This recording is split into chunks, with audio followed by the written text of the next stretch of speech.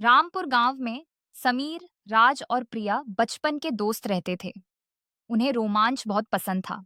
गर्मियों की छुट्टियां शुरू हो गई थीं। समीर और राज प्रिया के घर में इस विषय पर बात कर रहे थे कि इस छुट्टियों में कहाँ जाएं। तभी समीर कहता है, मैं गांव जाने वाला हूँ। तुम दोनों भी मेरे साथ चलो। हाँ हाँ, बहुत बहुत मजा मजा आएगा। आएगा। तो अगले दिन वो गांव जाने के लिए निकल जाते हैं। आओ आओ बच्चों, आगे तुम। कैसा रहा सफर?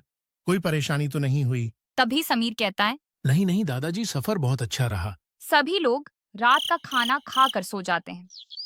अगले दिन जब वो घर के दूसरे कमरे में जाते हैं तो उन्हें एक बक्सा मिलता है और उसमें उन्हें एक पुरानी डायरी मिलती है। अरे यार, ये क्या है? गुप्त खजाने का रहस्य। दिखाओ दिखाओ, कहीं ये किसी पुरानी हवेली की भूतिया कहानी तो नहीं? तभी राज कहता है, भूतिया नहीं, बल्कि खजाने की है। देखो, इसमें एक पुराने किले का नक्शा और 7 पहेलियों का जिक्र है। तीनों दोस्त बहुत उत्साहित थे।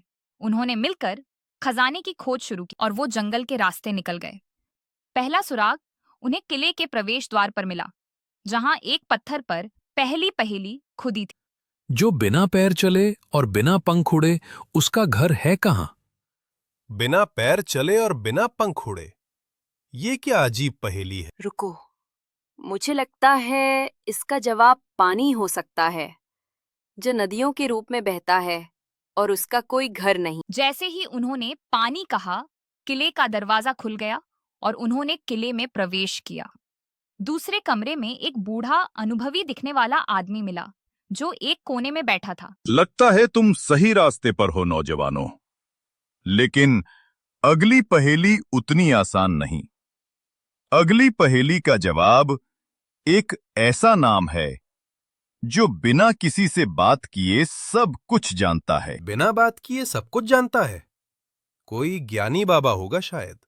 नहीं, मुझे लगता है इसका जवाब किताब है, जो बिना बोले ही हमें दुनिया भर का ज्ञान देती है।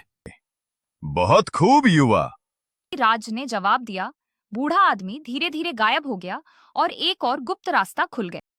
तीसरी पहेली एक गहरे कुएं के पास थी, जहां हवा में एक पुरानी लालटेन झूल रही थी। मैं दिन में सोता हूँ और रात में जागता हूँ और हमेशा अपनी परछाई को देखता दिन में हूँ। सोता है उल्लू, लेकिन वो अपनी परछाई क्यों देखेगा? अरे नहीं, इसका जवाब चांद है। वो दिन में छिपा रहता है और रात में अपनी रोशनी दिखाता है। तीनों ने खुशी से ताली बजाई। इस तरह एक के बाद एक उन्होंने 6 पहेलियों को सुलझाया। हर पहेली उन्हें खजाने के करीब ले जा रही थी। उनके रास्ते में कई और चुनौतियां आईं, जैसे कि एक संकरा पुल जिसे पार करना था। हर चुनौती ने उनकी दोस्ती और टीम वर्क को मजबूत किया। आखिरी पहेली सबसे मुश्किल थी और वे अब किले के सबसे भीतरी हिस्से में थे। एक विशाल, भारी लोहे के दरवाजे पर आखिरी पहेली खुदी थी।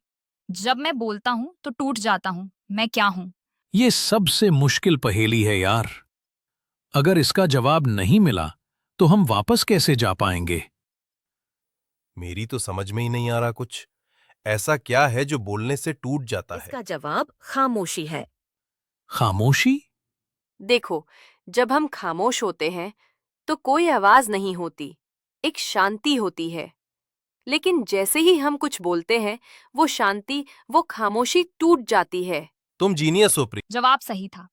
जैसे ही उन्होंने यह कहा, एक जोरदार गड़गड़ाहट हुई और लोहे का विशाल दरवाजा अपने आप खुल गया।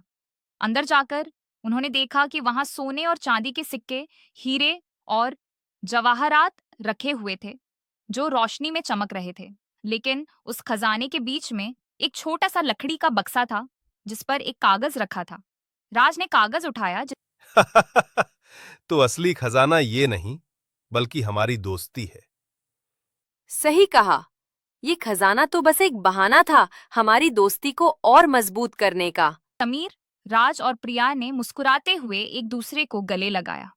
उन्हें समझ आ गया था कि असली खजाना पैसे या गहने नहीं, बल्कि उनकी अटूट दोस्ती है, और यही सबसे बड़ा इनाम था।